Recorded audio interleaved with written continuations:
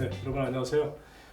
이제 이번 시간은 여러분들 그 웹 2.0과 웹 3.0에 대해서 여러분들 설명을 드리도록 하겠습니다. 그리고 이제 우리가 현재 살아가고 있는 시대는 이제 UCT 산업사에 우리가 살고 있기 때문에 보통 이제 스마트 시티라고도 얘기합니다. 그래서 UCT 산업과 그다음에 이제 핀테크, 그다음에 이제 인터넷 뱅킹, 그다음에 여러분들 잘 알고 계시는 블록체인, 특히 이제 블록체인 시장에 대해서 여러분 관심이 많으실 텐데요. 오늘은 여러분들한테 이제 조금 더 다양한 이제 여러분들이 좀 이제 흥미진진한 이런 이제 내용들을 이제 설명을 드리도록 하겠습니다. 이거 역시도 실질적으로 우리가 이제 웹 2.0을 이제 우리는 거치면서 웹 3.0 시대로 우리는 이제 벌써 이제 우리 살고 있기 때문에 웹 2.0과 3.0의 그 차이는 여러분들이 한번 뭐 대부분 이제 인식을 하고 계시겠지만 잠깐 제가 설명을 드리고서 웹 3.0으로 바로 넘어가도록 하겠습니다. 우리가 웹 2.0이라고 얘기하면 보통 개방 그리고 이제 참여 그리고 이제 공유 정신을 갖다 기반으로 한 이런 그 직접 정보 생산에 대한 부분을 양방향으로 쌍방향으로 소통하는 그 기술을 웹 2.0이라고 합니다. 그리고 이제 이런 기반을 통해서 특히 이제 블로그를 통해서 누구나 쉽게 인터넷상에서 자신만의 공간을 만드는 공유 가능한 부분들을 웹 2.0에서 많이 이제 경험을 하고 있고요. 특히 이제 이런 그 위키피디아 같은 이런 이제 사업자들이 이제 등장하면서 지식과 지성에 대한 형성들을 이제 만들어가는 그러한 이제 산업으로 많이 우리는 이제 그 서비스를 받고 그걸 또 경험하고 있어요. 더군다나 우리는 이제 최근에 유튜브가 이제 등장하면서 동영상 촬영을 개인이 만들어서 올리기도 하고 또 개인이 만든 거를 직접 우리가 그 보기도 하고요. 웹을 통해서 이제 전 세계에 있는 미디어를 갖다가 우리는 이제 하나의 그냥 그 공간에서 볼 수 있는 그런 이제 변화가 이루어진 거죠. 그래서 웹 2.0은 우리가 플랫폼으로서의 어떤 이제 기준 그리고 이제 웹을 통해서 우리는 웹이라는 구성을 통해서 우리는 이제 하나의 그 기본 요소를 보고 있고요. 넷스케이프 같은 웹 1.0 시대에 우리는 이제 우리가 살았다고 하면 구글처럼 이런 판매나 패키지 같은 이런 이제 순수한 어플리케이션을 만드는 서비스를 우리는 웹 2.0이라고 얘기합니다. 그럼 웹 2.0은 기존의 이런 그 구글 맵이라든지 기존 이제 데스크탑 어플리케이션을 통한 여러 가지 플랫폼에 대한 플랫폼 기술들을 많이 이렇게 보여주는 것이죠. 더군다나 우리가 자동차에서 우리가 내비게이션이라든지 개인이 쓰고 있는 우리 그 스마트폰에서 이제 맵 같은 우리는 이제 서비스를 많이 이제 이용하지 않습니까? 그 역시도 모두 양방향성이기 때문에 우리는 보통 웹 2.0이라는 이런 관점에서 우리는 이제 서비스를 우리는 이제 제공을 받고 있는 것이죠. 그리고 웹을 플랫폼의 이제 기본 요소를 보고서 구글이나 아마존 같은 이런 기업은 패키지 방식의 이런 그 오래된 방식을 버리고 웹의 플랫폼을 이용해서 서비스를 소프트웨어 구성에 대한 소프트웨어를 통해서 제공하는 방식을 이제 일단 이제 그 채택했던 거예요. 그래서 집단 지성을 통한 여러 가지 이제 구성들이 우리 집단 지성이라면 이걸 융합이라고 얘기합니다. 그래서 융합을 통해서 웹 2.0은 여러 가지 그 집단 지성에 대한 롱테일 그 비즈니스를 통한 개인화를 많이 지원하는 구성으로 이제 만드는 거예요.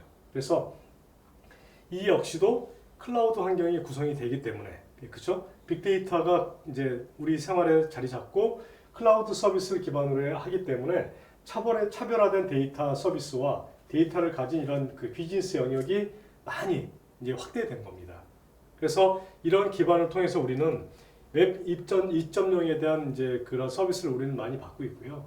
그걸 통해서 우리는 이런 그 웹 2.0은 그 안정적인 그러한 이제 그 서비스와 그다음에 이제 경관 이런 이제 그 서비스에 대한 부분을 이제 그 경험하기보다는 가벼움을 지향하고 이제 복잡한 기능들을 많이 뺀 걸 이제 보통 우리는 웹 2.0에서 많이 쓰고 있습니다. 그리고 다중 디바이스 지원을 일단 하는데 가장 큰 강점을 보고 있어요. 그래서 전체적인 그 단일 디바이스를 넘어서 PC나 휴대폰, 기기, 그다음에 인터넷 서비스 등 여러 가지 디바이스를 포괄적으로 쓸 수 있게끔 제공해주는 부분들을 우리 많이 경험하고 있습니다. 그리고 가장 중요한 건 사용자 경험이 너무 아주 풍부하다는 거예요.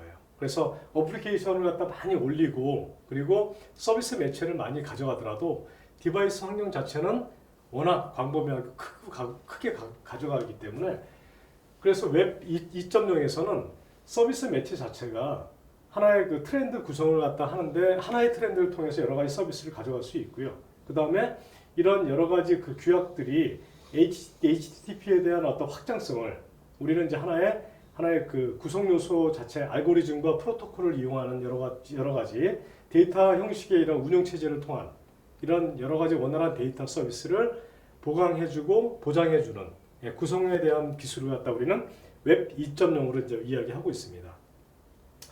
따라서 이제 이런 그 여러 가지 웹 2.0에서는 일단은 그 소셜화, 그러니까 그 웹이 사용자와 관계를 맺고 콘텐츠를 제공하는 여러 가지 서비스에 대한 부분들을 제공해주는 부분들을 일단 가장 강점으로 보고 있고요.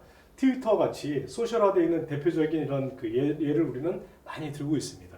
그래서 인터넷을 통해서 서비스 대상이 데이터에서 사람으로 확장되고요. 그 다음에 서비스는 사람 간의 교류가 이제 중심이 되기 때문에 소셜 네트워크를 통해서 서비스가 이루어지도록 이렇게 구성을 이제 만들어가는 거예요. 그래서 자 소셜화라고 하면 우리는 이제 북마크, 뭐 저기 스크랩 여러 가지 이메일, 모바일 이런 환경 요소들을 다 이야기하고 있고요. 각 디바이스 간의 동기화 그리고 가장 중요한 콘텐츠를 다량으로 공급할 수 있는 여러 가지 그러한 구성들 이런 부분들도 하나의 웹 2.0에서는 강점으로 보고 있는 겁니다. 예, 그리고 또 하나는 클라우드 소싱이 가능한 거예요. 클라우드 소싱은 기업에서 볼 때 기업 활동의 이제 전 과정에 그 소비자 또는 대중이 실질적으로 이제 참여할 수 있도록 전체 프로그램을 개방하고 그 기반을 통해서 기업 활동에 대한 능력을 직접 고객들한테 보여주는 겁니다. 그런데 클라우드 환경은 여러 가지 그 아웃소싱과 대중매체에 대한 이런 부분들을 직접 고객을 참여시킴으로 인해서 어떤 신뢰성 그리고 고객들이 직접 이거를 경험하면서 우리 제품에 대한 평가도 할 수 있도록 그런 이윤 창출에 대한 목적을 갖다가 가져가지 않고 고객들이 직접 그 콘텐츠를 사용해보고 참여함으로 인해서 고객의 만족도를 최대한 끌어올릴 수 있는 부분들을 많이 가져가고 있다는 것입니다. 따라서 이런 그 웹 2.0에서는 뭐 이런 그 태깅 같은 콘텐츠를 등록하는 그 사용자가 콘텐츠를 직접 그 설계하고 설명하고 등록할 수 있는 이런 구조들을 만들고요. 지금 유튜브도 하나의 이런 태깅을 갖다 이제 적용하는 그런 과정이라고 여러분들이 이해하시면 됩니다. 그래서 유튜브를 직접 개인이 찍고 그걸 갖다 올려놓고 그 콘텐츠에 대해서 설명을 해주는 여러 가지 부분들을 많이 보셨을 거예요. 그걸 보통 태깅이라고 얘기합니다. 그래서 이런 태깅 정보를 보통 사람들이 이제 찾아주고요. 또 그 분류되어 있는 정보를 통해서 디렉터리 이제 구조를 갖다 만들어주고 정보 체계를 만들어주는 부분들을 보통 우리는 태그한다 이렇게 얘기합니다. 그래서 이런 관점에서 우리는 많이 쓰고 있는 그 요소들 중에 하나라고 보고 있습니다. 자, 그 다음에 이제 웹 2.0에서는 XML을 기반으로 한 여러 가지 HTTP 그리고 이런 데이터 표준에 대한 포맷을 갖다 정의를 해줬어요. RSS라고 해서 릴레이션의 심플 신디케이션을 구성하고 있는 정보 매체에 대한 요소들을 갖다 이제 전달하고 있고요. 그 다음에 RSS를 통해서 포맷된 정보를 표준화시킨 요소들을 우리는 많이 경험하고 그걸 통해서 우리는 소비자와 그러한 이제 공급사 간의 여러 가지 요소들을 우리는 체계적인 이제 그 데이터 검색 요소와 그다음에 이제 링크 관계에 대한 요소들을 하나의 데이터 서비스에 대한 가장 중요한 서비스 구성 요소로 일단 우리는 인식하고 있는 것입니다. 그런 과정들을 통해서 우리는 이런 이제 매시업 같은 여러 가지 그 서비스를 데이터를 혼합해서 쓰는 그런 서비스들도 이제 많이 쓰고 있고요. 여러 개의 콘텐츠를 조합해서 하나의 콘텐츠를 딱 만들어서 어플리케이션을 갖다가 이제 올려서 구성하고 있는 부분도 여러분들 많이 보셨을 거예요.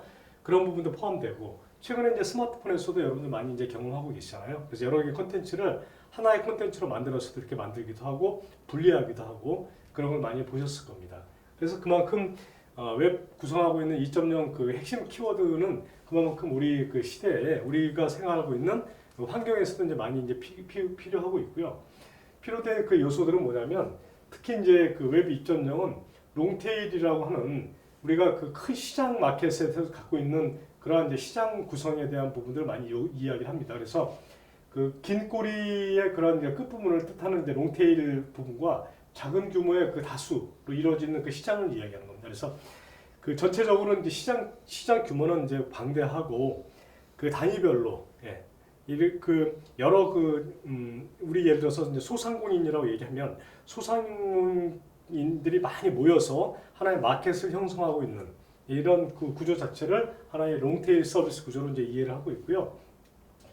롱테일 법칙이라고 얘기하는 부분들은 인터넷 유통 혁명을 통해서 그 사소한 다수 시장을 갖다가 중심점을 갖고서 소규모의 그러한 그 이제 판매자들 이런 그 유통을 통해서 만들어지는 이런 그 소규모의 단위별로 만들어지는 그 공급하고자 하는 콘텐츠가 됐던 서비스가 됐던 모든 그 플랫폼이 됐던 모든 그 소규모의 이런 그 매체를 갖고 있는 다수가 모여 있으면 전체적인 그런 시장 자체가 이렇게 크게 형성될 수 있다는 부분들을 수익을 올리고 이제 시장 자체가 어마어마하게 성장한다는 구조를 갖다 롱테일에서는 이제 이해를 시켜주고 있는 겁니다. 자, 그러면 앞에서 우리는 이제 웹 2.0에서 이제 이야기했잖아요. 자, 웹 3.0으로 넘어가면 어떤 차이가 있는지 잠깐 보시죠. 웹 3.0으로 넘어가게 되면 컴퓨터가 일단은 시멘틱 웹 기술 구조로 해서 일단 이제 변화가 이제 따라오게 됩니다. 그래서 웹페이지에 담긴 내용을 이해하고 개인 맞춤형 정보 전달에 대한 부분을 지능형 웹 서비스에 대한 부분을 갖다 먼저 우리는 이제 그 가장 큰 강점으로 보는 거예요. 그래서 모든 웹 구성은 이제는 어떤 그 서비스 매체, 그 서비스 환경을 가지고 있는 기업이나 단체가 아닌 개인화된, 퍼스널화되어 있는 개인화, 지능화, 상황 인식에 대한 거를 타겟으로 잡고 가는 거예요. 그래서 거기에 가장 큰 강점은 뭐냐면 사물 인터넷 같은, 그래서 IoT 환경에서 클라우드 기능을 가진 컴퓨팅 기술이 일단 웹 3.0의 기능을 일단 기본 요소로 깔고 가는 것입니다. 그만큼 웹 3.0은 이런 웹 2.0에서 경험하지 못했던 일단 우리가 그 시메틱 웹을 통해서 그러니까 웹 2.0은 참여, 공유, 개방의 어떤 타겟을 잡고서 갔다고 하면 웹 3.0은 정보 매체에 대한 부분이 사회적 연결성을 통해서 정보 연결에 대한 어떤 그 시장 연결고리에 대한 부분과 일단은 전체적인 컨텐츠 환경에 대한 부분들을 서로 연결고리를 묶어가는 부분을 하나의 강점으로 본다는 것이죠. 그래서 웹 3.0은 전체적으로 시장 변화 자체가 메타웹과 유비쿼터스의 시장에 맞게끔 시대의 변화에 맞게끔 변한 것을 우리는 이제 웹 3.0으로 보는 겁니다. 그럼 이제 2.0과 3.0에 대한 차이가 뭘까? 이렇게 물어볼 수 있잖아요. 자, 여러분들 보시는 것처럼 웹 2.0은 2000년대 초에 시작을 해서 2010년까지를 보통 우리는 이제 주기로 본 거예요. 그래서 10년간 이루어지는 그런 이제 서비스 구성을 놓고 보면 시기적인 그 시기 요소에 대한 그 전체적인 서비스 매체를 보게 되면 읽기와 쓰기, 참여 공간에 대한 것을 이제 타겟으로 본다고 했을 때 웹 3.0에서는 2010년에서 2020년을 우리는 3.0 시대로 보는 거예요. 그래서 읽기, 쓰기, 실행하기, 상황 인식이라는 게 들어가는 겁니다. 여기에. 그죠? 그래서 여기에 뭐냐면 자, 2.0은 정보 매체에 대한 그 타겟이 인간의 사람에 맞춰졌다고 하면 3.0에서는 일단 휴먼 인터랙션, 사람과 그 기계, 상호작용을 할 수 있는 여러 가지 그 구조가 여기에도 맞춰졌다는 거예요. 그래서 사람과 로봇, 이런 그 기계 자체에 대한 부분과 우리는 분산화되어 있는 이런 시스템들을 웹 3.0에서는 경험하고 있다. 그리고 우리가 단말기를 보게 되면 2.0에서는 이제 PC와 모바일에 국한되어 있다고 하면 3.0에서는 타블렛 PC, 스마트워치 이런 다양한 스마트폰을 갖다 우리는 모바일 환경 서비스까지 우리는 이제 여기서 가져가고 있다는 걸 우리는 이제 경험하고 있는 것입니다.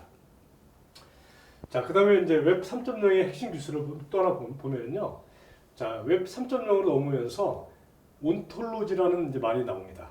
여러분 이제 좀 생소하죠. 온톨로지 아마 인문학을 전공한 사람들은 아마 대략 들어보셨을 거예요. 온톨로지 하면. 온톨로지라고 하면 어떤 스키마를 기반한 이제 그 문장 구조, 구문에 대한 구조를 갖다가 우리는 이야기하는데 어떤 특히 예를 들어서 웹 구성하고 있는 응용 서비스를 놓고 보자면 가장 중심적인 역할을 하는 어떤 그 스키마 구조를 온톨로지라고 얘기합니다. 그리고 메타데이터는 여러분들 들어보셨을 거예요. 그죠? 메타데이터는 온톨로지가 가지고 있는 구조화되어 있는 이런 데이터, 이런 데이터 구조를 분류하고 부가적 정보를 통해서 가져가고 있는 정보를 보통 우리는 메타데이터라고 얘기합니다. 이런 메타데이터는 앞에서 얘기한 것처럼 여러분들이 온톨로지와 메타데이터에 대한 차이 그리고 웹 3.0에서 그 경험하고 있는 이런 컨텐츠 서비스는 어떤 것들이 있는지 한번 동영상으로 잠깐 여러분들한테 보여드리겠습니다.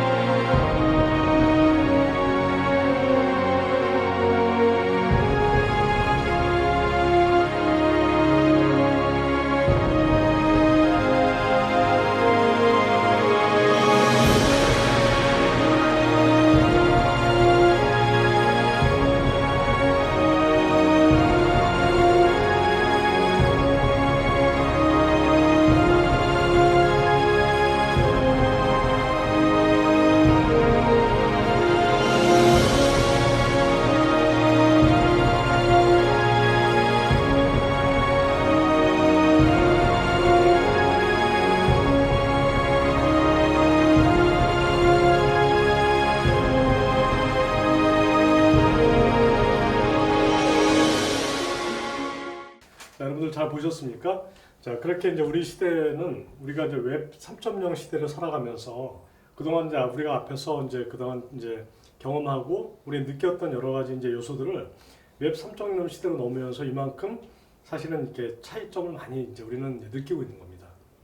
그러면 이제 우리가 실제로 우리가 앞에서 이제 설명드린 것처럼 웹 3.0 시대를 우리 살아가면서 그러면 시대적인 변화도 많이 변할 거 아닙니까? 그래서 우리 시대를 지금 UCT 특히 스마트 시티 시대에서는 우리는 이제 우리 생활에서 그동안 컨텐츠 서비스 그다음에 이제 우리 플랫폼 여러 가지 이제 그런 기술들을 우리 시대 우리 생활에서 이제 우리는 살고 있는 그런 이제 체계적인 우리 생활에서 이제 경험하고 있는 부분들로 이제 옮겨오는 거죠. 그래서 그거를 UCT 특히 스마트 시티 시대라고 이야기를 합니다.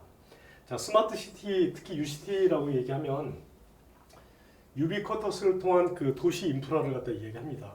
우리나라에서 중동의 뭐 그 국가의 그 재건 사업을 이제 우리나라 건설회사에서 그 수주를 했어요. 그래서 모래밭에다가 사실은 도시를 갖다 건설하는 것 갖다가 이제 했는데요. 지금도 하고 있습니다. 근데 그 모래 그 밭에 있는 사막에다가 도시를 갖다 재건하는 그 거대한 사업을 우리나라에서 지금 이제 수주를 해서 하고 있는데 지금 한 20여 년 지금 하고 있습니다. 근데 이 그 도시 건설을 할 때 밑에 이제 처음에 그 땅을 모래를 다 어느 정도 걷어내고 바닥에 일단 그 우리가 보통 방수하듯이 바닥에 그 누수가 되지 않게끔 그 다음에 그 바닥을 다 포장한 다음에 통신망을 깔고 도시를 건설하고 거기에 뭐 호수도 만들고 이런 여러 가지 그 대대적인 프로젝트를 지금 하고 있어요. 근데 이런 그 UCT 산업은 우리가 그 유비쿼터스라고 하면 지능화된 인프라 구성을 통해서 유비쿼터스 네트워크, 그다음에 RFID, 센싱, 상황 인지 기술, 자율 서비스에 대한 부분들, 그다음에 이런 IT와 교육과 환경, 그다음에 교통 이런 부분들이 다 여기 포괄적으로 들어가는 걸 이야기합니다. 그리고 이런 것들을 지능화된 형태로 만들어낸 도시를 지능화 도시, 특히 스마트 시티를 우리는 이제 이야기하고 있는 거예요. 도시 사람들이 이제 그 도시 환경을 쾌적한 환경에서 이제 만족할 수 있도록 이제 느끼고 도시의 운영을 전체 하나의 편리성을 제공하기 위한 하나의 그 제공 서비스로 이제 보는 거죠. 그래서 하나의 UCT라고 얘기하면 정보 전달을 통한 정보와 도시라고 이렇게 이야기를 합니다.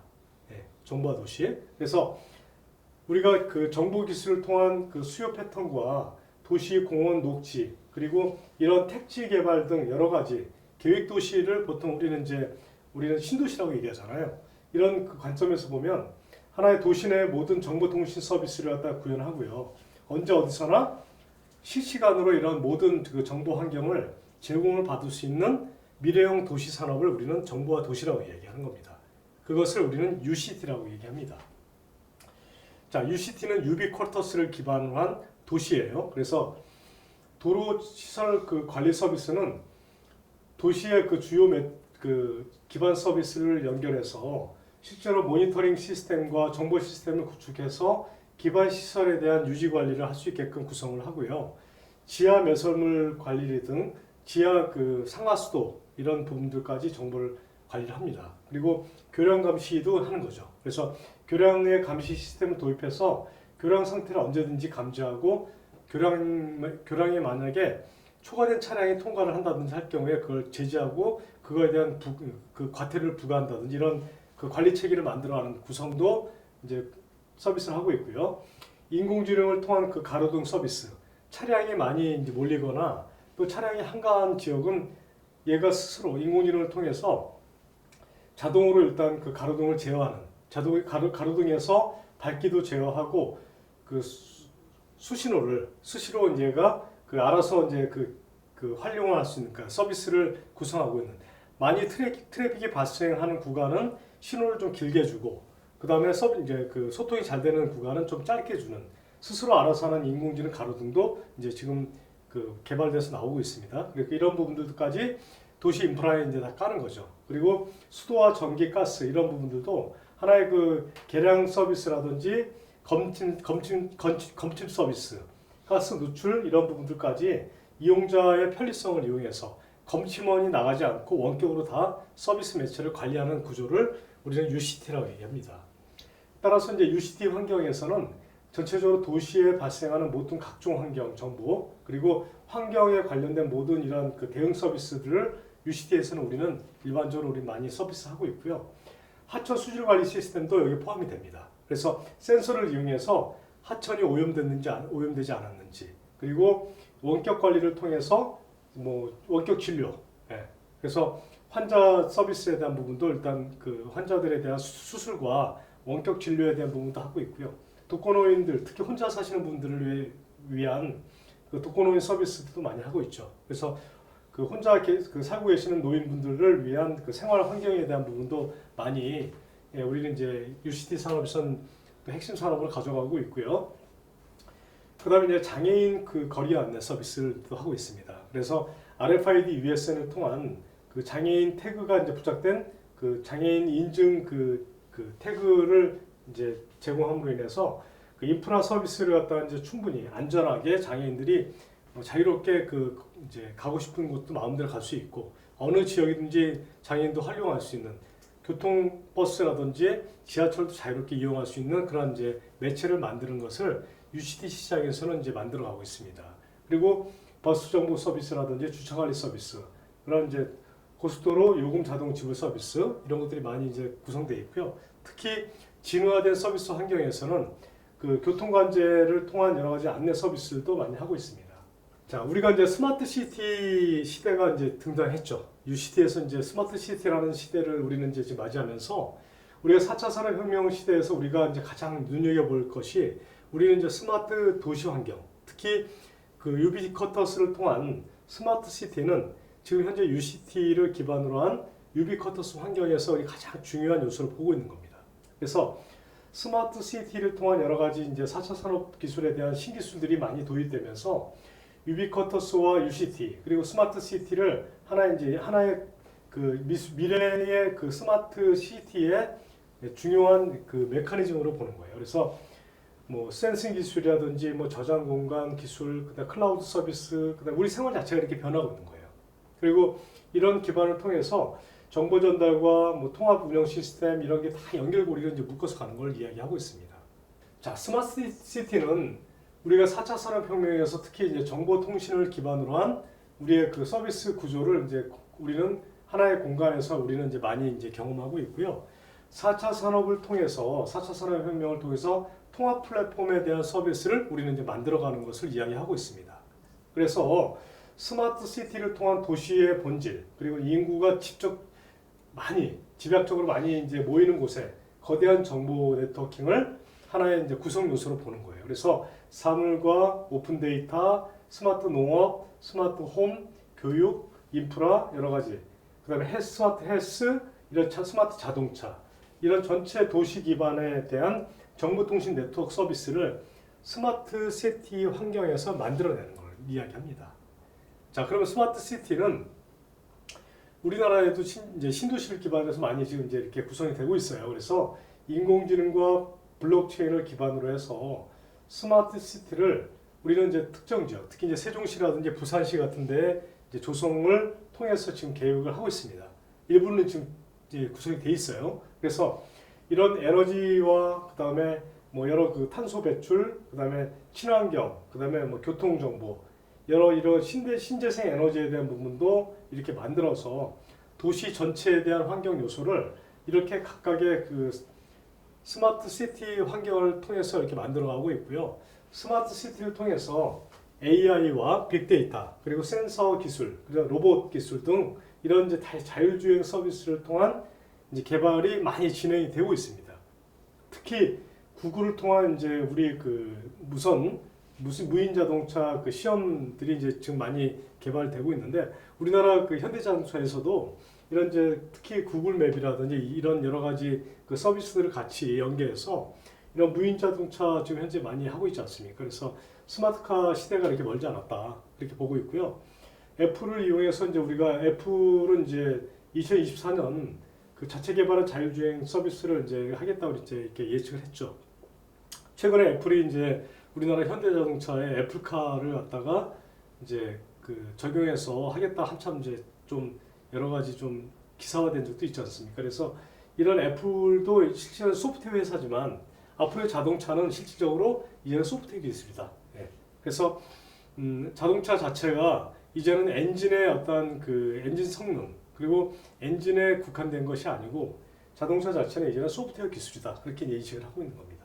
그리고 이미 이제 테슬라 같은 이런 이제 그 전기 자동차를 만드는 회사들은 자율주행 그 성능을 지금 현재 준준 자율주행까지 지금 만들어서 판매를 하고 있기 때문에 사람이 개입 이제 하지 않는 완전 자율주행 시대도 그렇게 멀지 않았다. 이제 그렇게 보고 있는 것입니다. 자, 우리가 이제 그래서 스마트 시티에서 우리 이제 소셜 시티라는 말까지 지금 나오고 있어요. 그래서 우리는 이제 최근에 이제 공유 경제를 통한 이런 이제 그 개방적인 요소들을 통해서 공유 경제 서비스에 대한 부분도 많이 논의를 하고 있습니다. 그래서 우리 공유카 또 공유 뭐 어떤 서비스 이런 것 좀 많이 이야기하고 있지 않습니까? 그래서 공유화되어 있는 공유 체계에 대한 부분을 우리는 많이 이야기하고 있고요. 공유 서비스에 대한 미래 그 산업에 대한 이야기들을 많이 하고 있는데 공유 그 경제에 대한 부분 좀 더 이제 뒤에 여러분들 소개해 드릴 겁니다. 근데 먼저 우리가 스마트 시티에서 앞으로의 미래의 모습을 어떻게 진화해서 해서 가는지 여러분 잠깐 좀 경험해서 보실 수 있도록 한번 제가 여러분들 동영상 좀 보시도록 하겠습니다.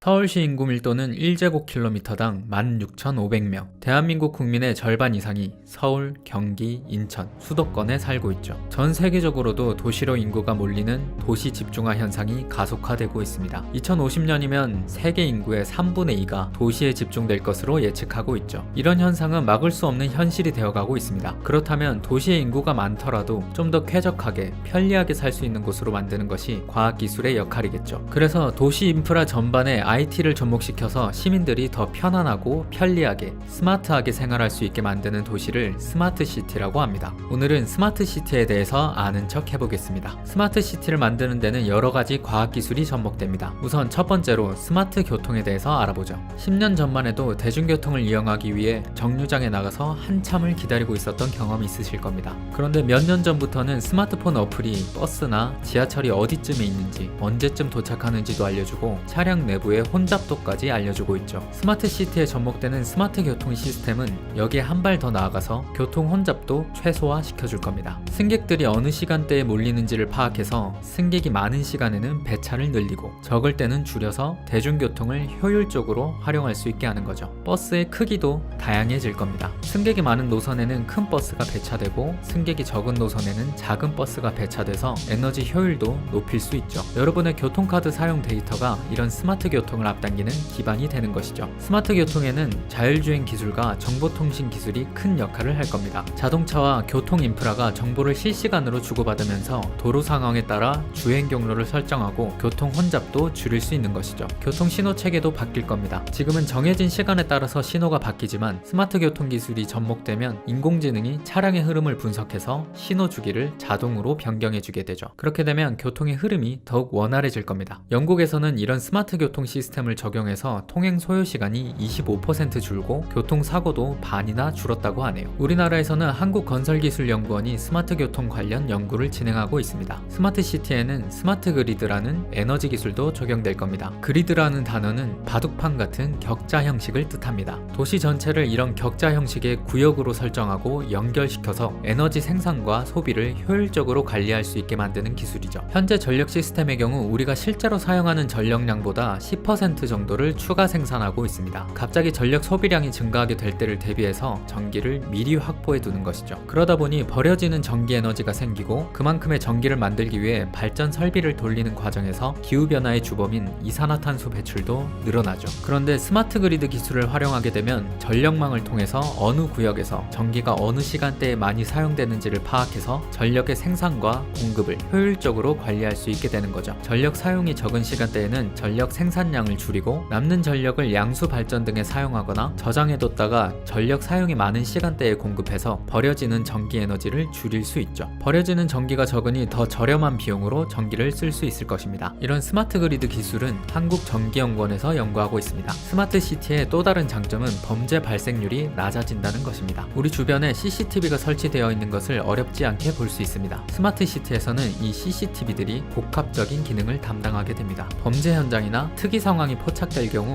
프로그램이 모니터링 요원에게 알림을 보내고 이를 확인한 요원이 즉각적으로 인근 경찰에 연락할 수 있죠. 인공지능을 활용한 객체 인식 기술을 통해서 영상 속 용의자의 인상착의나 이동 경로, 차량 번호 등을 빠르게 인식할 수 있어서 용의자를 더욱 신속하게 파악할 수 있는 것이죠. 이런 스마트 방범 시스템이 도입되면 범죄 발생률이 20% 정도 감소되는 것으로 나타난다고 하네요. 이런 인공지능을 활용한 스마트 방범 기술은 한국전자통신연구원 에트리에서 연구하고 있습니다. 싱크홀과 같이 도시에서 발생하는 재난도 사전에 예방할 수 있을 것입니다. 싱크홀의 경우 대부분 땅에 묻혀있는 상하수도관의 누수로 인해서 발생합니다. 상하수도관이 오랜 시간 부식되고 낡아지면서 발생한 균열 사이로 누수가 발생하죠. 누수가 생기면 집안 침하가 발생하는데 그 정도가 심해지면 땅이 순식간에 꺼지는 싱크홀 현상이 발생하는 것이죠. 그래서 상하수도관에 IoT 센서를 설치하고 지질 정보를 통합적으로 이용해서 장기적으로 노후된 상하수도관을 교체하고 누수 지점을 미리 파악해서 싱크홀 사고가 발생하지 않도록 사전에 방지하는 것이죠. 살펴본 것과 같이 스마트 시티가 완성되는 데는 스마트 교통, 스마트 그리드, 스마트 방범 등 여러 가지 과학 기술이 접목됩니다. 그래서 스마트 시티의 핵심을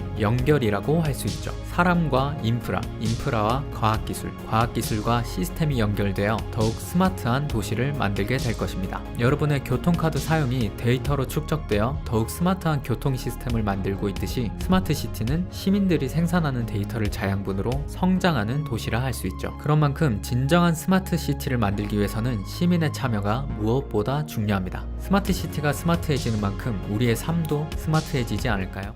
네, 여러분들이 지금 보신 것처럼 스마트 시티 이제 산업은 우리가 이제 그동안 우리 산업에서 우리 생활에서 우리가 이제 경험하고 있는 부분들을 총체적으로 이게 전체 우리 산업에 우리 생활에서 우리가 생활하고 있는 그 환경 자체를 하나의 스마트 시티라고 이야기하고 있습니다.